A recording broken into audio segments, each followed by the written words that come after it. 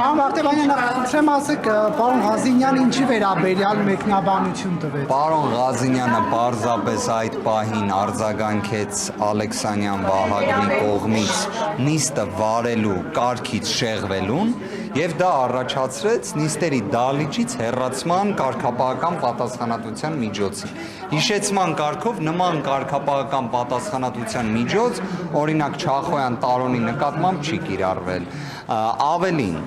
նիստը վարողը մեկնաբանելու ելույթի հետ կապված շարունակություն ապահովելու որևէ լիազորություն չունի։ Իդեպ կարող եք նաև քարտուղարությանը հարցնել ազգային ժողովի, արդյոք նման լիազորություն կա թե ոչ։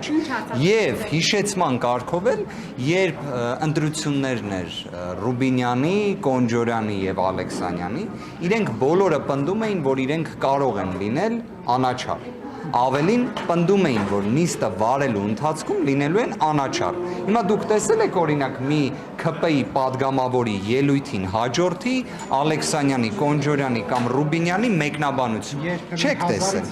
Չէ, ի աջակցություն միգուցե, բայց ի հակադրումն երբևէ տեսած չեք լինի։ Այս գործելավոճը անհասկանալի։ Վարդևանյան նիստերի Կվերադառնանք առաջիկայում, ամեն դեպքում ուղղակի ստեղ արձանագրենք մի բան, որ սա գիտեք քաղաքական կաշկանդվածություն է, կանխակալություն է կամ ինչ-որ մի անհասկանալի երևույթ է, բայց ոչ ազգային ժողովի կանոնակարգ սահմանադրական օրենք։ Ղազինյանը պարզապես իր դիրքորոշումը ներկայացրեց նման կառուցակարգ ելույթը մեկնաբանելու չունենալու վերաբերյալ։ Սա է ներկայացրել Ղազինյանը, որը իդեպ ես եւս հենց այդ պահին ասում էի։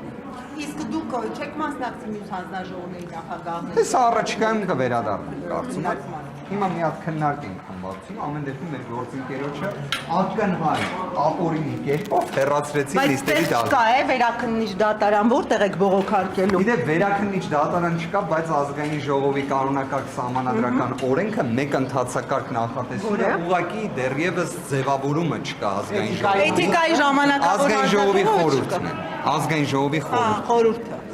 Հա, բայց չի կարող չէ տարածվել նախորդ դեպքերի վրա։ Այս բանը